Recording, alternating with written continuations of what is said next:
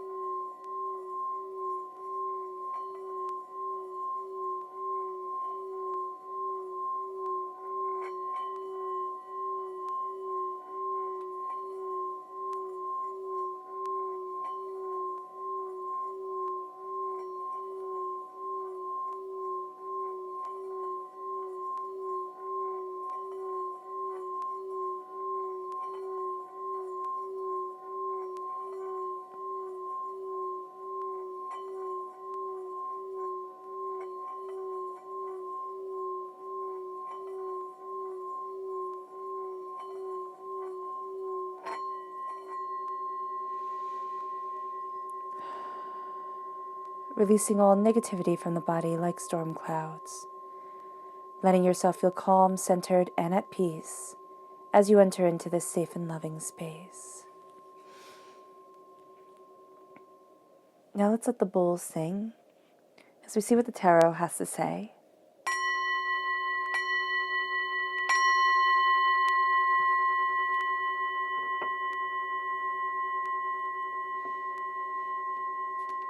Aries, February 2021 full moon. How will Aries be affected by the February 2021 full moon? How will Aries be affected by the February 2021 full moon? How will Aries be affected by the February 2021 full moon? Angels and spirit guides, show me clearly. Guide this reading and show me clearly. Angels and spirit guides. Ooh, oh goodness. Okay.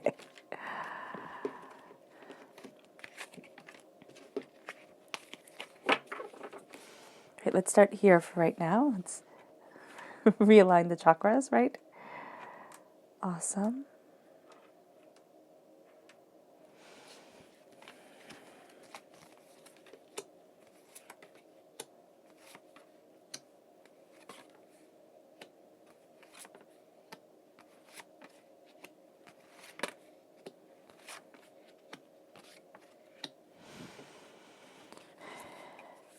How will Aries be affected by the February 2021 full moon?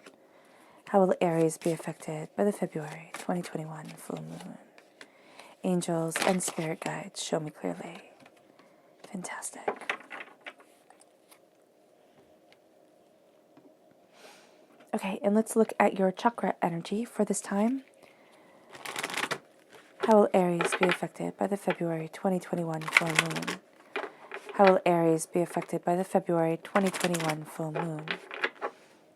Angels and spirit guides, show me clearly. Guide this reading and show me clearly. Angels and spirit guides, angels. Okay. So the chakra energy is going to be kind of like the blockages that we see during this time and places within ourselves that we just need to be mindful of. So we're going to start off here with abundance. This is the root chakra. Now, nobody likes to hear that there are going to be blockages around abundance, but for the root of ourselves, there is going to be the sense of a bit of a struggle, just not a struggle, but it's kind of like a struggle. It's kind of like reminding yourself that I am that I'm prosperous, that bounty is a part of my life, that I'm moving forward in abundance. That's going to be so important for you because it can feel almost like everything is conspiring against you. And I love how things are just kind of like falling. It's like things will be falling into place, but things will also, in a sense, feel like they're falling out of place. But it's the fact that this moon is bringing such powerful change forward that is really coming, that is really being seen in your life. Then we have truth, the throat chakra. And we're going to see how this all correlates to the tarot and, of course, the moon. And then we have soul's healing, the soul star chakra. So the left-hand side is your inner self. The middle is your heart, your emotional self. The right-hand side, the public arena, the public self. So we start off here with the Six of Pentacles. Then we have the Hanged Man, the Death card, which is Scorpio energy, time frame October 23rd to November 21st, and the Ace of Pentacles. The heart is crowned with the Wheel of Fortune. Things are definitely changing. The Two of Pentacles, the Six of Wands, which is very beautiful, and the Star card, which is Aquarius energy, time frame January 20th to February 18th.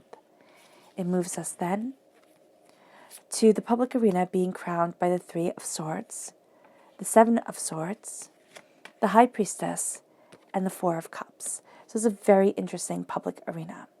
Now, this full moon is on the 27th of February. It's a full moon in Virgo, and what's very interesting is that the next full moon will also be in Virgo, and that is on the 28th of March. So the full moon always brings forward power and a surrendering to the divine.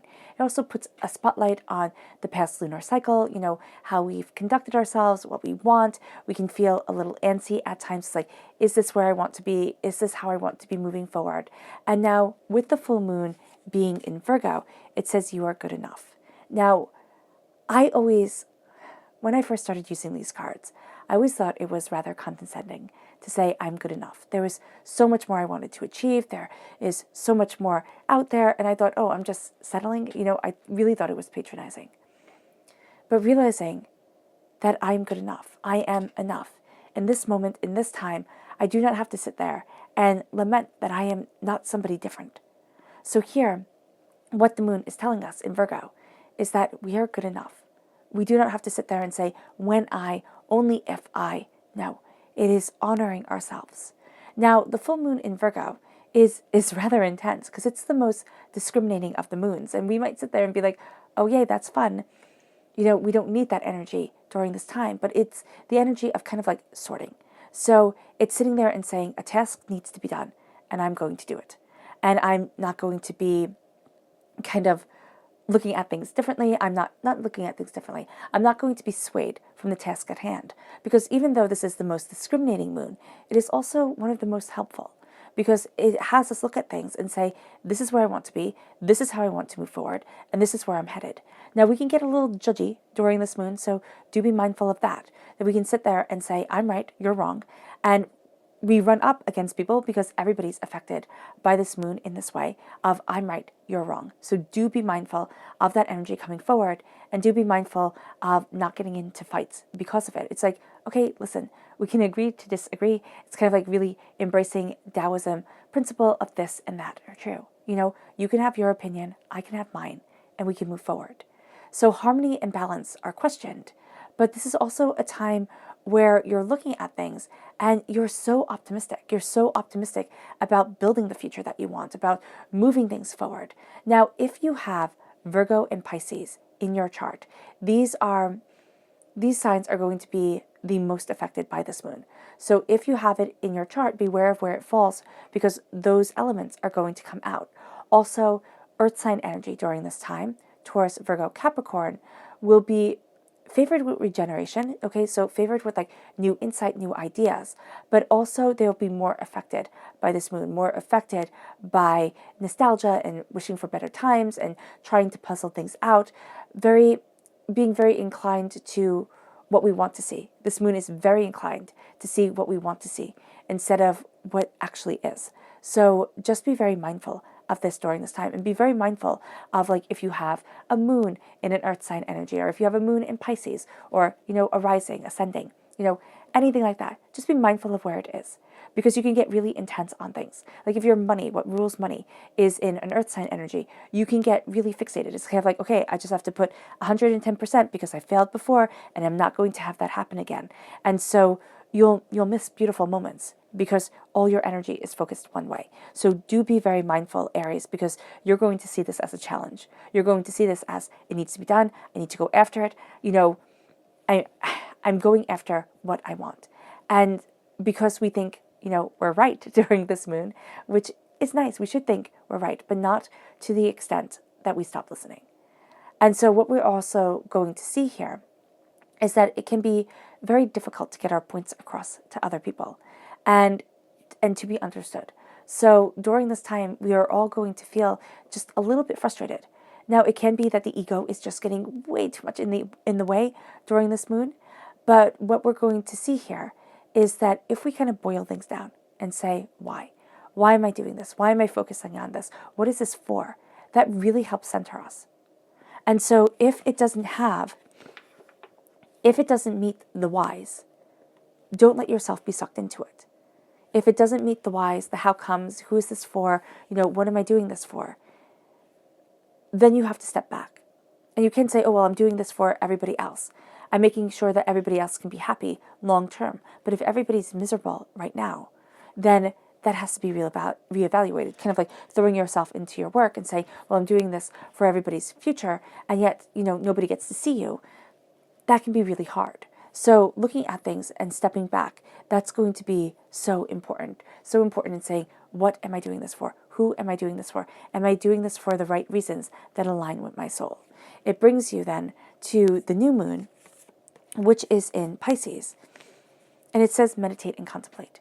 The new moon in Pisces is going to be like, listen, center yourself, look at what it is that you desire, look at where it is that you're headed, and listen to the two halves of you. Listen to the way that you are swimming forward. Listen to what it is that you desire. I'm just seeing these two fish, forever in this circle, forever in this balance. And it's very much kind of like the yin and the yang. But it, so the masculine, the feminine energy of the self, the values of harmony is going to be so important. And meditation, just even making your breath into a meditation, just breathing through your nose, closing the mouth, breathing through the nose, and being very focused on what it is that you desire, where it is that you're headed, what it is that you're looking for, that's going to help you tremendously during this time, Aries, because the new moon moves us forward to something so much greater. So it says a new start is coming, and to be ready for beginnings. But we have to be careful, once again, not to see just what we believe. So during this moon, when all is silent and we embrace our meditation, it's like, look at what your heart truly desires, and then look at what's being manifested in your world, and see what is right for you, see what is not right. Be open, be honest, be caring, be compassionate, because you are going to be moving forward to another time where I am good enough. I am enough. I am power. I am situated. I am truth. And so here you have Virgo, you have Pisces, and then you'll have Virgo again. So it's very powerful. And during this time, with the spirit animals watching over you, and I know we just have a little bit of time left in February, but you've been watched over by the outer spirit, which says you're never alone. There's a sense of love around you. There's a sense of connecting with your angels, connecting with your spirit guides, connecting with those who are really important to you. You can even feel a bit nostalgic. It's like, ooh, maybe you want to start reaching out to people that you haven't spoken to in a long time. Just make sure that the energy you're reaching out to isn't seen with rose-colored glasses, because a lot of times things end for a reason. So here, there is the sense of stopping to swim, stop swimming against the current. See where the universe takes you. Embrace your joy and bring unity into your life. Bring the sense of awareness of your subconscious, awareness of what you desire as you go with the flow, and then you see where it takes you. It brings you then to the spirit animals of March, which are the wolf spirit and the whale spirit. So the wolf spirit says, turn knowledge into wisdom, which is what we do. As we live, as we grow, we turn the knowledge that we accumulate to the wisdom that we live by. And the whale spirit says, trust the great mysteries. Now, the really cool thing about the whale spirit animal, is that it's a record keeper of the earth. And so here, there is this sense of a knowing being around you. And with this knowing being around you, listen to your inner voice. Listen to your connection with the world and connect to the power of your emotions. So often we sit there and go, oh, I'm just being silly. No, you're not being silly. Look at your emotions. Look at why. Look at the why of why am I afraid? Why am I overwhelmed? What do I need? And really step into that power of understanding. Give it a face. Give it a voice. Because the wolf spirit has sharp intellect and deep connections to itself, to the world around it. And this is a sense, oh, I'm sorry if I'm going to sneeze. This is looking at freedom. This is looking at the way that you run forward. This is freedom of the pack, freedom with the pack. You know, we always think of wolves, and a lot of times we think of the lone wolf. Well, the lone wolf isn't necessarily the best wolf, because the wolves are pack creatures. And so here, it's looking that we too are pack creatures. You know, we need that pack. We need that connection. And the wolf is bringing us the freedom to run, to cover so much more ground than we could, spiritually, personally, powerfully. But it's also saying we need those deep connections. We need those strong bonds. We have strong intuition coming up, and we need to connect with others, but also claim our own space, claim our place within the world. So you might feel a bit of a push and a pull during this time, because it's like, okay, this is what I desire from life. This is how I'm moving forward. And then it's going to be like, well, I also need my comfort. I need my people around me. We then have your chakra energy, which is abundance, truth, and soul's healing. So it's the root chakra, the throat chakra, and the soul star chakra. So at your root is abundance. And you can feel that you're having trouble accessing this abundance. It's like, I get so far, and then I get pushed back. A lot of times when we're on our journey, when we're moving forward, we get to a place where it's like, okay, I can get this far, and then I don't know what to do. And then I feel overwhelmed. And then I start to kind of, slip away from the way that I should be doing things.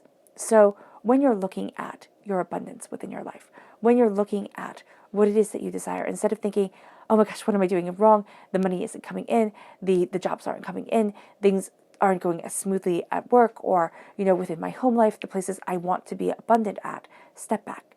Step back and stop worrying. Because if you're like me, and I am an A-class warrior, you will find that you waste so much energy being worried.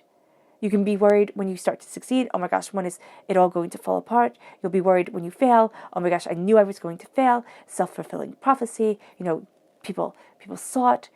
And now it's time to step back and say, I embrace abundance as it comes. I put it into divine's hands, to the divine's hands. So it's not working. It's not, sitting on the couch eating chips saying, oh, the money's going to come in, or, oh, the happiness is going to come. It's sitting there and saying, okay, I'll work my tush off, or I'll work hard. But I also get to take time to embrace what is important to me. And I get to stop doubting that abundance will ever come. It may not come in the way that we envision it. We like the fancy cars, we like the big houses. That's all well and good.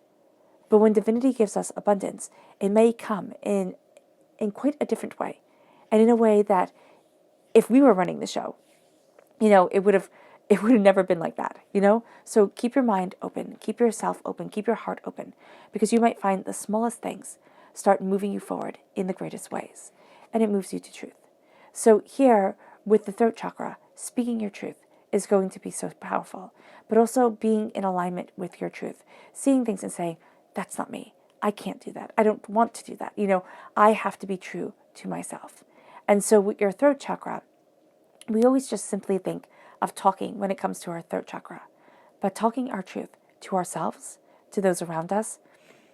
Sometimes talking our truth to those around us might not be the most beneficial thing, because they'll be doubting, they'll be talking negativity over you, and they'll be planting seeds in your mind that you just don't need. So simply talking the truth over yourself, sitting there and saying, this is what I want from life. These are my goals.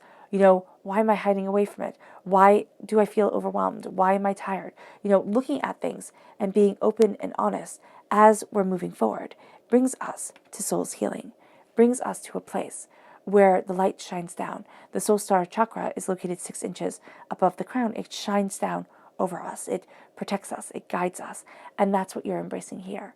You're embracing this warmth, this light, this understanding of this healing that brings you into abundance. And you can resist it. You can sit there and say, I don't need this nonsense. I don't need,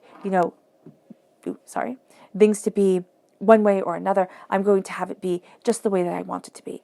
And that's kind of what we're being warned against during this time, to let the healing come forward, to sit there and say, this is my grace, this is my power, this is my truth, this is how I move forward.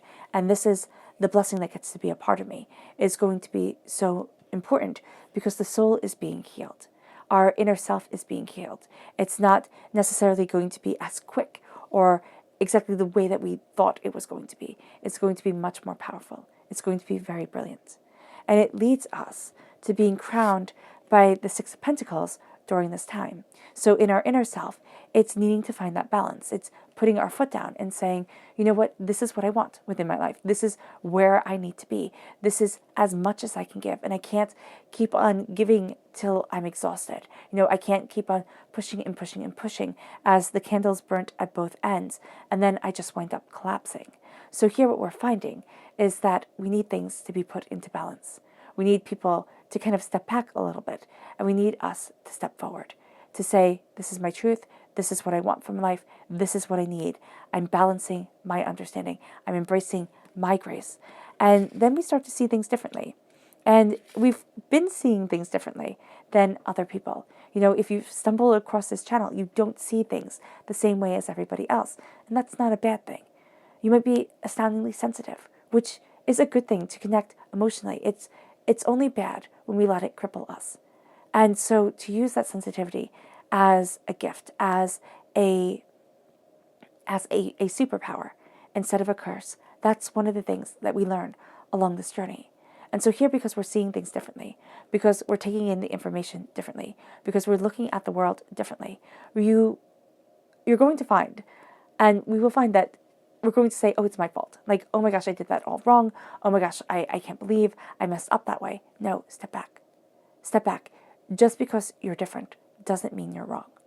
As long as you come from a place of love, of compassion, of understanding, but you also come from a place of saying, my voice matters, my truth matters, I understand, more than I realize. That becomes your power. That starts to link you with your abundance and your truth and let the light shine upon you. And it moves you then to a dying away of the old self, a rebirth of the new. It moves you into a place of transformation, a place of greater insight, a place of greater understanding. It moves you into a dying away of the old self, a rebirth of the new, looking at who you once were and looking at who you are now. And you might find that they're very different. And there's a mourning period that we go through. It's like, why can't I have those carefree, innocent days back? Or why couldn't anything be easy? Or, why did I have to go through that? It's so unfair. And it is. A lot of times what we go through, it is unfair, especially when we look at other people and we always see the airbrushed, perfect, face that they put on, or we see the pain, the exact pain that they want us to see. And the humanity is kind of taken away from it. What the death card shows us is that we're always transforming, that every life has sorrow within it, and every life is transformed if it is going to be elevated. Now, sometimes things are transformed for the better, and sometimes it feels like things are transformed for the worse. But what you're going to see here during this time, as long as you keep yourself centered on what it is that you desire, what it is that you're working for, kind of like looking at the big picture, because we can really get caught up in the minutiae. Everything has to be perfect. And you're not going to realize that people won't notice the little things as much as you will. It's kind of like, I just keep on getting this either big party or big wedding, and you freak yourself out, right? Everything just has to be perfect. Everything has to be, just beyond the realms of excellent. And you don't realize that people aren't going to remember that. Maybe 1 or 2 people will, right? If that. what they're going to remember is the overall energy around it. What they're going to remember is if the food was good or if it wasn't. They'll remember if things went catastrophically wrong. But other than that, they don't remember as much as we think they will. And so here with the Death card, with this dying away of the old self, this rebirth of the new, this transformation, it's not that things have to be perfect. And it's not that things have to be, exactly right. It's that we have to look at the big picture and see how we've changed through our lives, how we've been molded, how we've been guided, how we've, moved forward, and embrace those changes, embrace that understanding. Not everything has to be perfect.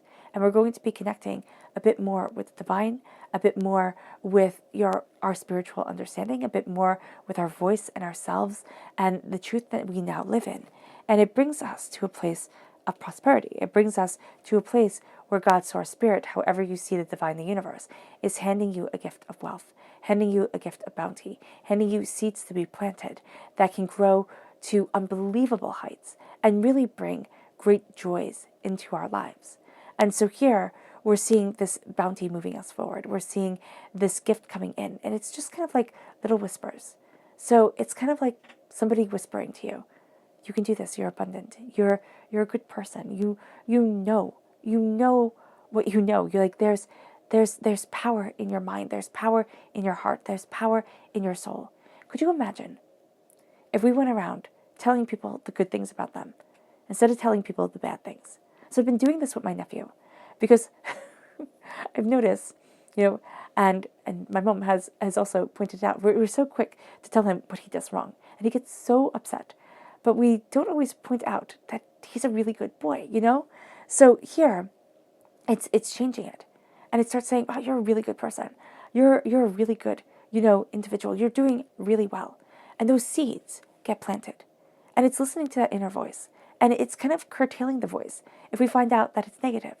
If we find out that it's negative, if we find out that it's angry, if we find out that it's, spiteful or hurtful to ourselves or to others, we don't need those thoughts running around in our heads. It's like, you know what?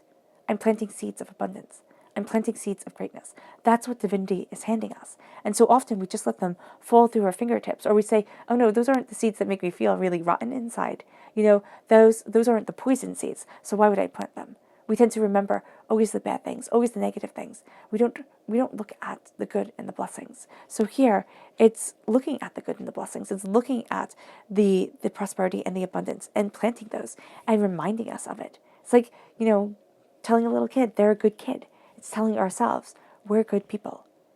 And it's planting those seeds. And it brings the heart to a new season. It brings the heart to a new place. So when our heart is opening up, we have the Wheel of Fortune. We have things changing. We have things evolving. We have things becoming. And that's going to be so important for us because we're entering into a new season. Now, we might have really liked the old season, though these times have been very trying. But what we're going to see here is we're going to see that things start to change. And as things change, we're moving in a direction that divinity wants us to move in. We're opening up our eyes, our souls, ourselves to something more.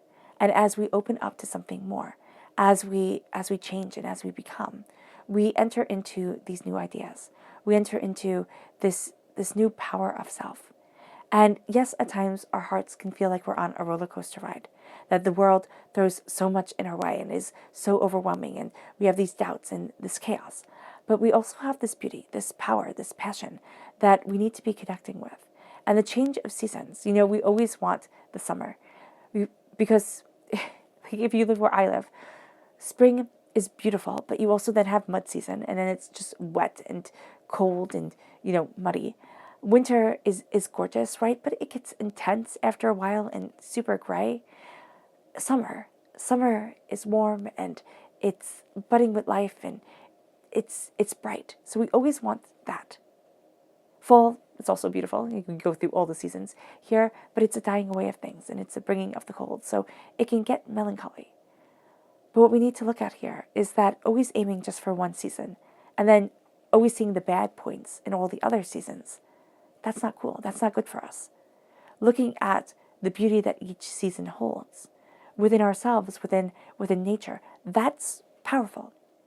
sitting there and saying, okay, yeah, the summer's great, but you know what?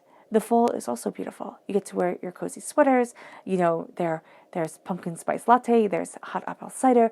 All these things are really cool. The leaves come down. There's such a smell to the world. Wintertime, that smell right before it snows, the way the world becomes so crisp, and the way the birds' songs, echo off the snow. And then with spring, everything waking up again, coming out of its slumber. And we get to see that for ourselves. And it moves us to really being aware of our balance, of our understanding. So each part of our life holds beauty, even though we might not see it. Winter, okay, you're homebound, or you have to be indoors more, but it's cozy. And it's time to cozy up with a book, cozy up with ideas, open up the mind. The Two of Pentacles is showing us here that we're balancing so much for everybody else or for ourselves. We're sitting there and saying, okay, I just have to keep on doing this. You just have to keep on balancing and balancing and balancing. We forget about ourselves entirely. It's what needs to be done that we pay attention to. It's not why we're doing it. It's not how are we doing it. It's not taking care of ourselves. It's always pushing and pushing and pushing and pushing. And here, it's like, okay, there's a lot on the plate. Absolutely. But when we embrace not only what needs to be done, but how we're doing it and who we are and why we're doing it, we see, it's very much seeing the season that we've entered into. Seeing the season of, I'm just going to give and give and give, like I have to plant everything or else I won't have the prosperity that I want. It's balancing things. It's looking at ourselves and saying, I need to take care of me. Because so often we wouldn't treat strangers the way we treat ourselves. So it's embracing our truth. It's gaining this understanding. And then it's moving forward in celebration of ourselves with the Six of Wands. In joy, in prosperity, in abundance, in victory. It's like, this is me. I get to celebrate my life. I get to celebrate my understanding. I get to take in my blessings. And it becomes a big deal because it is. I always see this as having that absolutely wonderful boss. That boss that raises you up, that makes you happy to go into work, that you sit there and you're like, I'll totally work a little bit harder, or I'll work harder and I'll work longer for you, because the person makes you feel so good and they give you the kudos. But then you have the boss that's on the other spectrum, end of the spectrum, that's horrible, that yells and that screams and sets you up for failure. And it's like, you know what, if this is what you want, I know you're not ready for it, but since you think you are, I'm going to let you do it because you're going to see that you fail and then it's going to make you feel terrible. And they just don't set you up in the way that they should. And so who do you work for? Like, who do you work better for? The one that helps you progress, that talks about your strengths and, even talks about your weaknesses, says, okay, well, we have to look at this way. And lets you really understand you quite honestly and quite, succinctly. Or the one who puts you out to pasture, just sits there and lets you flounder and then says, oh, well, you're worthless. You don't work hard for that person. You scatter away from that person and you're drawn to the other. So what type of boss are you going to be for you? And it moves you here. It's like, what type of boss are you going to be for you? Okay, how are you going to speak to you? How are you listening to your heart? How are you embracing your soul? There is so much that you want.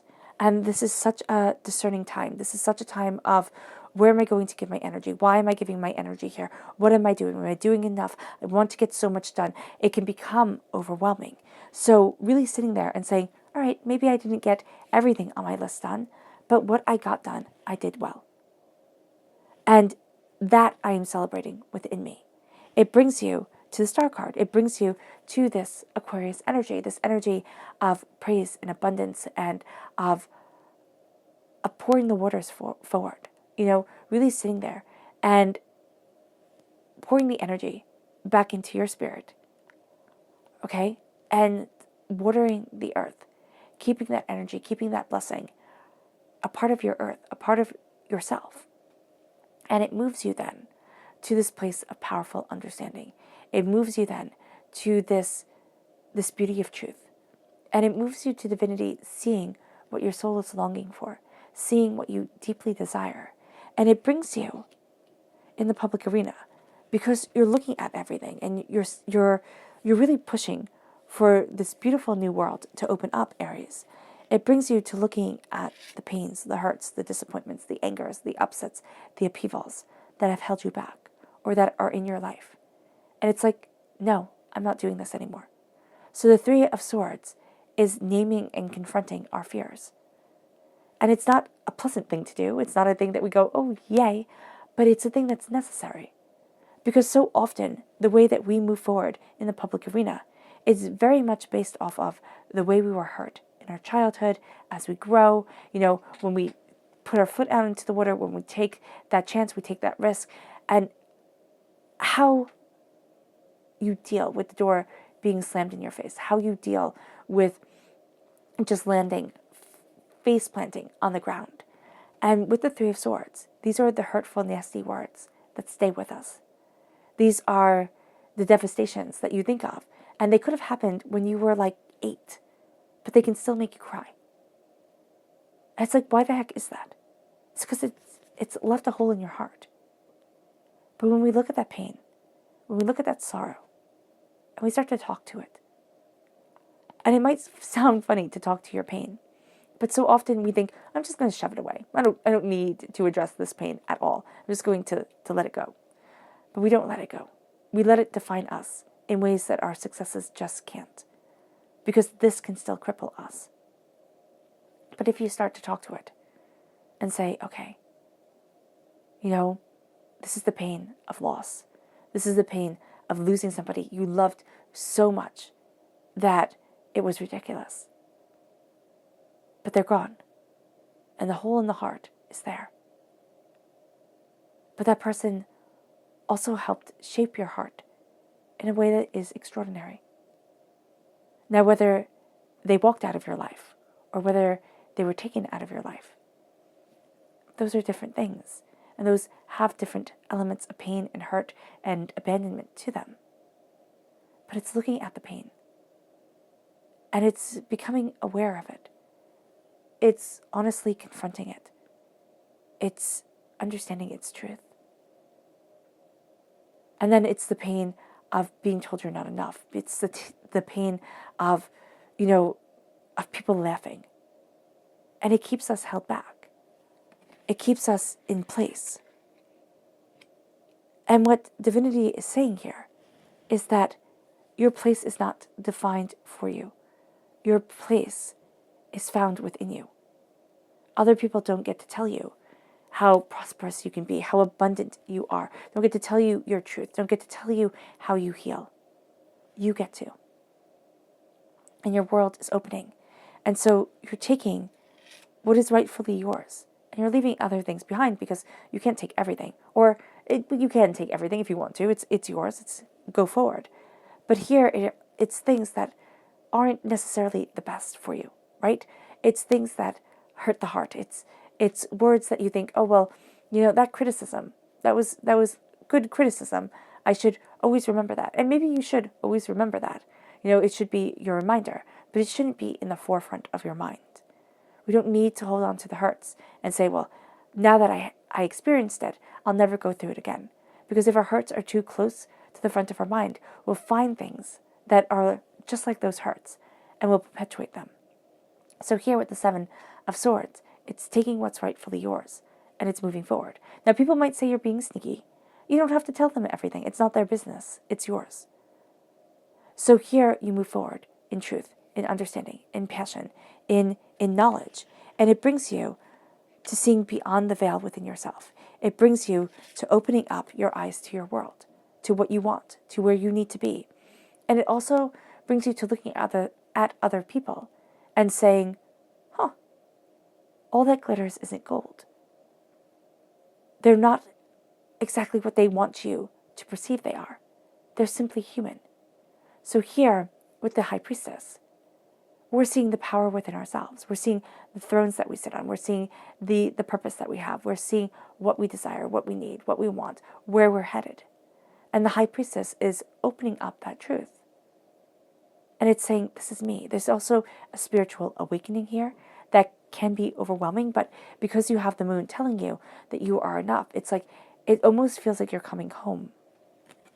And it brings you to obtaining a gift that you hadn't seen before.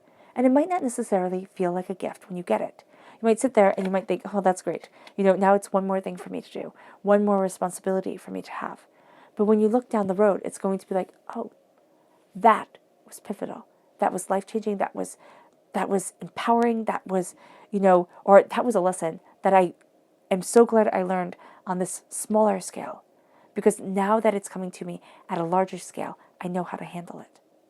So let's see what the moon has to say. How will Aries be affected by the February 2021 full moon? How will Aries be affected by the February 2021 full moon? Angels and spirit guides, show me clearly. Guide this reading and show me clearly. Angels and spirit guides. Angels, we'll see how far this takes us. Okay.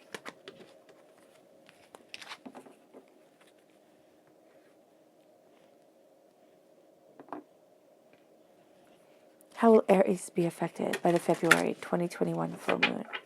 How will Aries be affected by the February 2021 full moon? How will Aries be affected by the February 2021 full moon? Angels and spirit guides, show me clearly.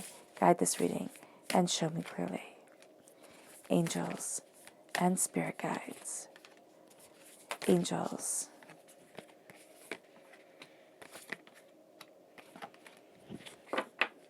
Awesome.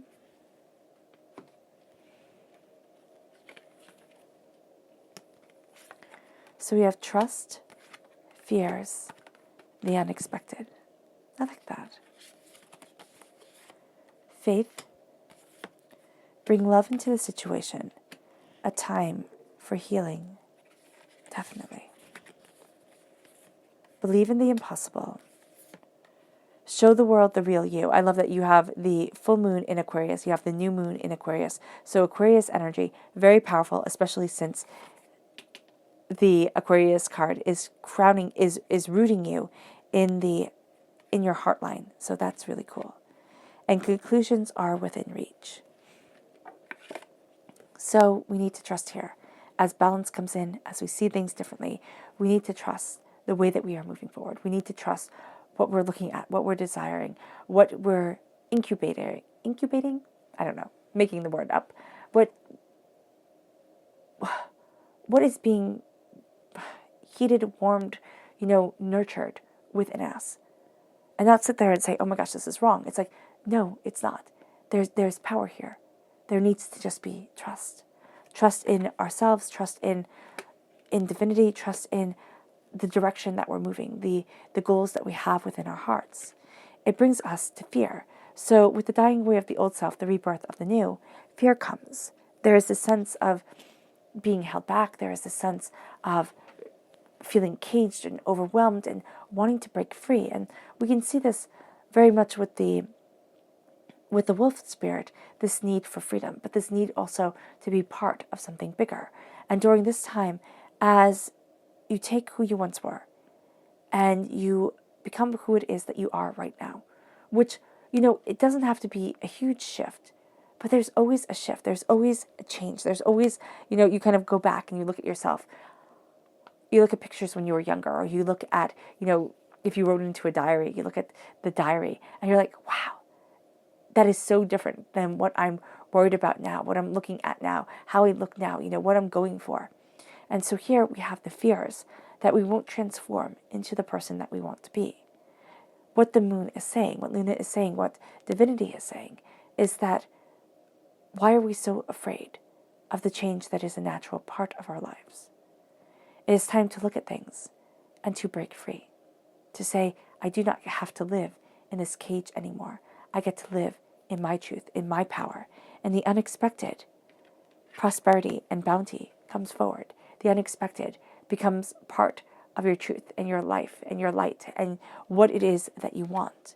It brings you to having faith within yourself as the new season comes in, and as you find that balance, as you stop doing everything for everybody else, or you stop adding more and more on, and you start to really cherish the now and the present. It brings you then to bringing love into the situation, because that's what you do when you celebrate yourself. When you sit there and you say, I'm a good person, instead of, oh my gosh, I need to do so much and I can't believe I forgot this and I'm so sorry it wasn't done perfectly. It's like, no, what I did was really good. I bring love into the situation. I bring love into my heart, into my soul, into myself. And I am ruled by that love. Now, love isn't necessarily, that starry-eyed, I haven't done anything bad sort of love, sort of thing that we think about. But it's simply that respect. It's respect would be a better word. But I like saying love because I feel like, and not to get religious, but, in the Bible, in holy texts, when they say love, I really view it as respect. Because we only have this one word that encompasses everything. We go, oh, I love a person, which means something completely different to, oh, I love those shoes, type of thing. But they weren't limited in the speech, in the ways that at times we are, especially in English. So here, it is embracing that respect. It's embracing what we love. It's bringing that joy back into life. It's bringing that harmony back into life, which is one of the things that this moon has us fighting for, because we are questioning our harmony, our balance, how we're moving forward, where we're moving to, but we're also seeking it out. We're seeking out that truth for ourselves. And it's a time to heal as we look at what we deeply wish for, as we look at what we deeply want. And it brings us to, as we heal and connect, and divinity looks at what our soul needs, not just what we demand. It brings us to believing in the impossible as we heal, as we gather up, our knowledge, our understanding, and as we move forward. We believe in the impossible. We believe in what seemed unobtainable at times. It's like, yeah, I can do this. Yeah, I can move forward this way. Yes, this is my truth. And what felt impossible when we were in the pits of pain start to become so much more possible for us. And it brings us then to showing the world the real you, to sitting there and saying with the high priestess, the veil is lifted from my eyes. This is what I want. This is who I am. This is the true me. And this is the empowerment of that me moving forward. You show the world the real you. And that's why you step out of the pain bubble. You step out of the fear, and you step into your truth. And it brings you to the conclusions are within reach. The gifts are coming, and the gifts are here, even though when we get them, we sit there and we're like, what the heck is this? This is just another thing to take care of. You can think that with things coming into your life, where it's like, this is just one more responsibility. And then it winds up being the greatest gift you ever had. And it can be like, this is one more setback. But it was really a gift, because if things didn't kind of fall apart that way, you would never be where you need to be now, where you are now, the person that you are. And there's power in looking at ourselves as works of art. Looking at the human element, the flawed element, but also the beauty within us. So the conclusions are within reach. The knowledge is coming. The power is approaching. So the subconscious chakra message here is spiritual awakening. The crown chakra is having this light come in. That's why the healing comes down. It comes down into the crown. And you're seeing yourself, especially with the high priestess here, awaken, embrace deeper knowledge, deeper understanding, deeper truths, walking into your harmony, walking into your being, your presence, your power. And it starts because you see it. It's the veil is lifted from your eyes. You see things more clearly.